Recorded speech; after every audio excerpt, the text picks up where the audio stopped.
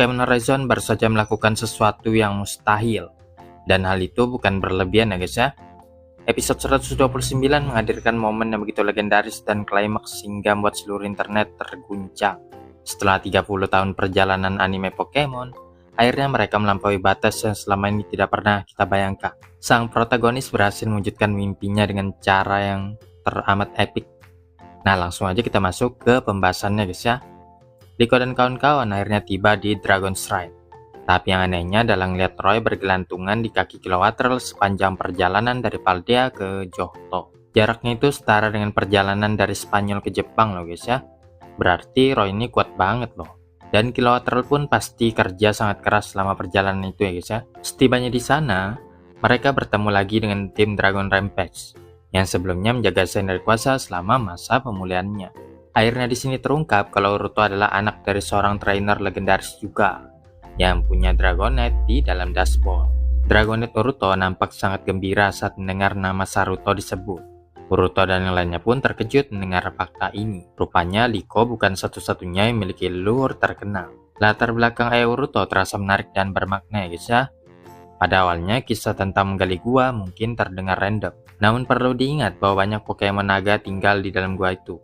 Dan Dragon ditangkap menggunakan dashball yang memang lebih efektif di tempat gelap seperti gua. Kini semuanya terasa sangat masuk akal.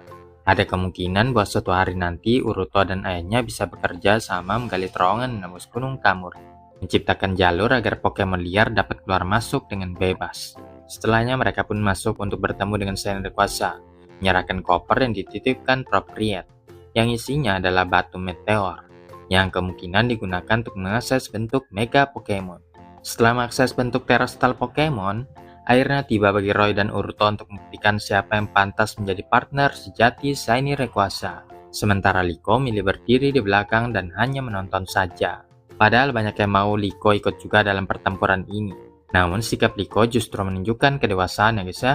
Sejak awal, Roy dan Uruto memang bermimpi menangkap Shiny Rayquaza. Ini adalah momen mereka, puncak dari perjalanan panjang yang telah mereka bangun selama ini. Dengan memberi ruang kepada Roy dan Uruto, Liko menunjukkan pengertian dan ketulusan yang perkuat karakternya. Akhirnya setelah sekian lama ya guys ya, setelah seluruh latihan dan perkembangan yang berlangsung hampir dalam 130 episode, Roy berhasil mengalahkan Shiny Rayquaza. Roy harus menggunakan seluruh Pokemon miliknya. Dan sekali lagi dia memanfaatkan keempat jurusnya dengan cara yang unik serta kreatif. Hasil pertarungan itu terasa pantas diraih oleh Roy. Uruto juga berperan besar dalam mewujudkannya. Kerjasama dan strategi antara Roy dan Uruto membuat kemenangan tersebut terasa masuk akal. Selain itu, perlu diingat bahwa Shiny Rayquaza telah beristirahat di dalam gua selama lebih dari 1 tahun tanpa satupun pertarungan. Kondisi itu dapat menjelaskan mengapa kekuatannya tidak sepenuhnya berada di puncak saat menghadapi Roy dan Uruto. Ketika Roy meraih sebuah Pokeball, suasananya menjadi tegang guys ya. Inilah momen yang benar-benar mengguncang internet. Selama puluhan tahun, para fans anime Pokemon terbiasa melihat impian para protagonis tertunda atau digagalkan di saat-saat terakhir. Namun Pokemon Horizon milih jalan yang berbeda. Shiny Rayquaza mengangguk, seolah mengakui dan menyetujui Roy sebagai partnernya.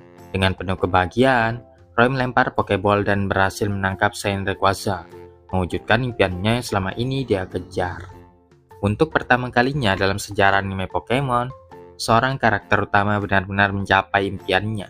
Dari seorang anak kecil yang tinggal di pulau terpencil dan hanya bisa bermimpi tentang petualangan serta menangkap Shiny Rayquaza, kini Roy yang telah tumbuh menjadi remaja berhasil melakukan hal yang terasa mustahil. Momen ini terasa begitu besar dan bersejarah.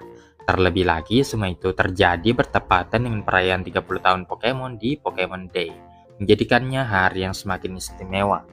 Roy berterima kasih kepada teman-temannya, menyadari bahwa tanpa dukungan mereka sepanjang perjalanan, dia tidak akan mungkin sejauh ini. Di sisi lain, Uruto sempat menangis karena menyadari bahwa mimpinya sendiri tidak terwujud. Itu menjadi momen yang sangat manusiawi dan menyentuh. Dia telah mengorbankan ambisinya demi membantu Roy mencapai impiannya. Serta dia pun turut bahagia atas keberhasilan tersebut. Terapagos kemudian beritahu Shiny Rayquaza tentang berbagai peristiwa yang terlewat olehnya. Setelah itu, Shiny Rayquaza berpamitan dan terbang pergi. Kepergian itu mengejutkan banyak pihak, tetapi Roy memahami alasannya. Shiny Rayquaza sedang mengumpulkan Pokemon Six Heroes untuk menghadapi pertarungan terakhir di Rakua nanti. Momen ini lagi-lagi memicu perdebatan di kalangan para penggemar ya guys ya. Sebagian besar merasa kecewa karena setelah Roy akhirnya menangkap Saint Rayquaza, dia langsung dipergi begitu saja. Memang terasa disayangkan karena penonton tidak sempat melihat Roy berpetualang bersama Saint Rayquaza, membangun ikatan dengannya, atau menyaksikan reaksi orang-orang ketika Roy muncul dengan Pokemon legendari tersebut. Namun dari sudut pandang cerita dan produksi, mempertahankan Saint Rayquaza sebagai anggota tetap akan menjadi tantangan besar dalam penulisan dan keseimbangan cerita.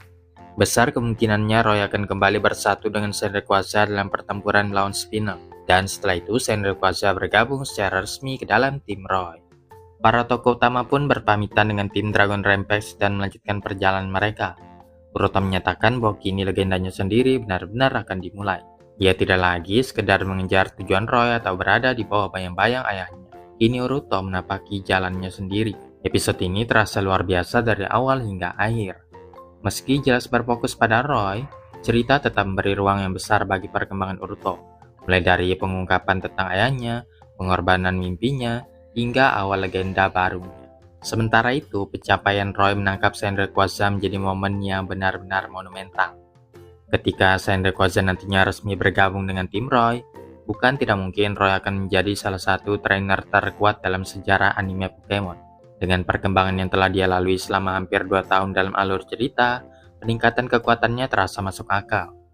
Perjalanan itu bahkan melampaui durasi petualangan S dalam satu garis waktu cerita. Seluruh Pokemon Roy dan Uruto mendapatkan peran penting dalam pertarungan tersebut. Mereka berkontribusi besar dan menunjukkan ikatan yang semakin kuat. Secara keseluruhan, peristiwa Roy menangkap Saint Rayquaza yang bertepatan dengan berbagai pengumuman di Pokemon Day, menjadikan hari itu sebagai momen besar bagi komunitas Pokemon.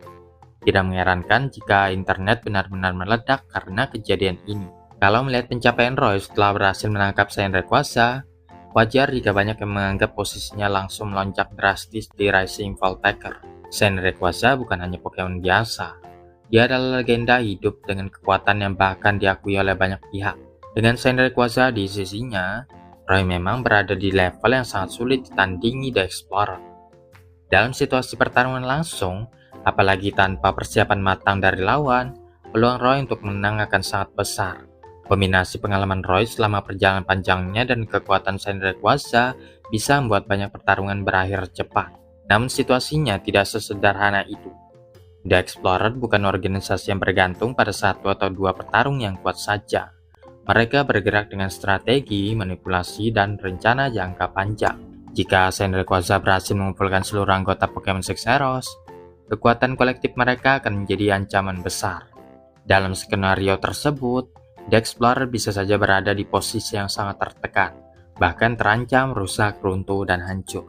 Tetapi satu hal yang membuat semuanya tetap menarik adalah Spinel, guys ya. Sosok ini dikenal licik, penuh perhitungan, dan jarang bergerak tanpa rencana cadangan. Sampai saat ini masih belum jelas apakah dia sudah menyiapkan strategi tersembunyi untuk menghadapi kebangkitan kekuatan Rising Voltaker. Bisa jadi dia menyimpan Pokemon yang belum pernah diperlihatkan, atau memiliki teknologi serta taktik yang dirancang khusus untuk menghadapi kekuatan legendaris seperti Saint Rayquaza. Dalam cerita seperti ini, kekuatan besar biasanya akan diimbangi dengan ancaman yang setara. Jika Roy benar-benar berada di puncaknya sekarang, sangat mungkin konflik berikutnya akan maksanya naik ke level yang lebih tinggi lagi. Namun pertanyaan yang penting lagi guys ya, apakah Roy sekarang sudah melampaui S? Pernyataan itu memang terasa masuk akal jika dilihat dari sudut tertentu. Roy berhasil menangkap Saint Rayquaza, salah satu Pokemon legendari paling kuat dalam semesta Pokemon. Secara pencapaian simbolis itu adalah lompatan yang besar. Tidak banyak protagonis anime Pokemon yang benar-benar mewujudkan mimpi mereka dengan menangkap sosok sebesar Saint Rayquaza. Namun mengatakan bahwa Roy telah melampaui S perlu dilihat dengan lebih hati-hati guys ya. S mencapai puncaknya dengan menjadi juara dunia dan mengalahkan Leon, yang saat itu diakui sebagai trainer terkuat. Tim S dibangun dari perjalanan panjang, pengalaman lintas region, dan pertarungan melawan banyak champion serta rival kelas atas. Pencapaian itu adalah hasil konsistensi dan daya tahannya selama bertahun-tahun. Sementara itu, Roy memang memiliki Saint Rayquaza, yang secara kekuatan berada di level yang luar biasa. Tapi kekuatan satu Pokemon legendaris tidak otomatis berarti seluruhan levelnya sudah melampaui S. Pertanyaan yang lebih relevan adalah, Apakah Roy bisa maksimalkan Sand Rayquaza dalam berbagai situasi, menghadapi variasi strategi, dan bertahan dalam turnamen panjang melawan trainer kelas dunia? Jika berbicara soal potensi, Roy jelas berada di jalur yang sangat tinggi.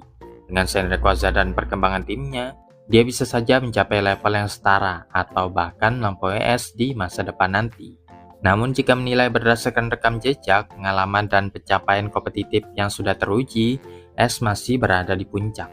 Jadi kesimpulannya, Roy telah mengambil langkah besar yang membuatnya masuk ke wilayah kekuatan elit. Tapi untuk benar-benar bisa melampaui S, dia masih perlu membuktikan dirinya di panggung yang sama besarnya atau bahkan lebih besar lagi. Kalau kalian perhatikan di opening terbaru Pokemon Horizon, ada Hawlucha yang sedang bertarung melawan Shiny Lucario. Ini bukan sekedar adegan random ya guys ya. Opening di anime Pokemon biasanya jadi petunjuk halus tentang arah cerita atau Pokemon yang akan punya peran penting ke depannya. Kemungkinan Uruto yang akan menangkap Pokemon ini. Uruto saat ini memang punya jumlah Pokemon yang lebih sedikit dibanding Roy. Setelah momen besar Sand Rayquaza, fokus cerita perlahan bergeser ke jalur pribadi Uruto. Dia sudah keluar dari bayang-bayang Roy dan ayahnya. Kalau dia menangkap Hawlucha, itu bisa jadi simbol awal legendanya sendiri. Secara gaya bertarungnya juga cocok.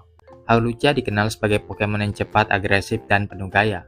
Uruto selama ini digambarkan punya mental petarung yang tegas dan langsung. Kombinasi itu bisa menghasilkan dinamika pertarungan yang seru, apalagi kalau Hawlucha dipasangkan dengan Dragonite. Tipe Fighting Flying juga memberi variasi strategis yang belum Uruto miliki. Tetapi perlu diingat juga ya guys ya, opening seringkali menampilkan adegan simbolis. Bisa saja Hawlucha hanya mewakili arc pertarungan bertema kekuatan fisik atau dojo, bukan berarti langsung tertangkap. Nah, menurut kalian gimana guys? Sedangkan pada episode berikutnya yang berjudul Hammer on the Night of the Red Moon, Strong Spear akhirnya resmi dirilis dan mulai digunakan di berbagai penjuru dunia. Item tersebut menjadi ancaman besar karena efek yang ditimbulkannya sangat berbahaya bagi para Pokemon. Dengan hadirnya teknologi busuk ini, Liko dan kawan-kawan berkomitmen untuk mengakhiri masalah akuarium untuk selama-lamanya. Apapun resiko yang harus mereka hadapi. Di sisi lain, The Explorer bergerak menuju Rakua dengan tujuan menjaga dan memastikan wilayah tersebut tetap berada dalam kendali mereka.